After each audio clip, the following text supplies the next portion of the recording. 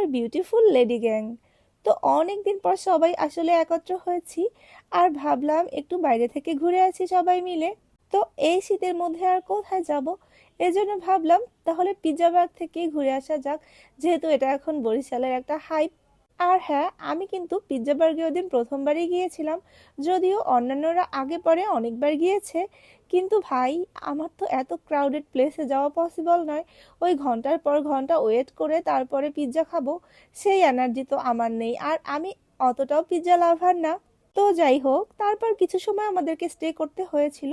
তারপরে আমরা বড় টেবিলটা পেয়েছিলাম, আর এখানে আমরা সবাই মিলে বসে পড়েছিলাম।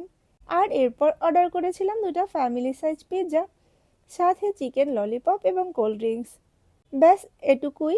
যদিও বা আমি ছাড়া এখানে বাকিরা সবাই পিৎজা খেতে খুবই পছন্দ করে, আর আমাদের বাচ্চাগুলো তো চিকেন ললিপপ খেতে অনেক বেশি পছন্দ করে। আর এরপর আমাদের পিৎজাগুলোও চলে এসেছিল, যদিও লুকটা দেখতে কিন্তু অনেক বেশি সুন্দর ছিল। তো এরপর তো ট্রাই করার পালা। দেন একটা স্লাইস তো আমিও ট্রাই করেছিলাম, আর এখানে আমাদের বাচ্চাগুলো পিৎজা দেখেই কেমন একটা এক্সপ্রেশন দিচ্ছিল। সাথে আমরাও কিছু ভিডিও ক্লিপস নিয়েছিলাম। কল্লোল সবাইকে পিৎজা সার্ভ করছিল।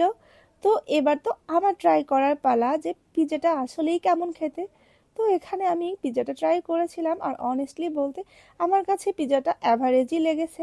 খুব বেশি ভালো এবং মন্দ কোনোটাই না। ওই যে আমি এমনিতেও পিৎজা লাভার না, আর সব কিছু মিলে পরিবেশটা অনেক এনজয়েবল ছিল।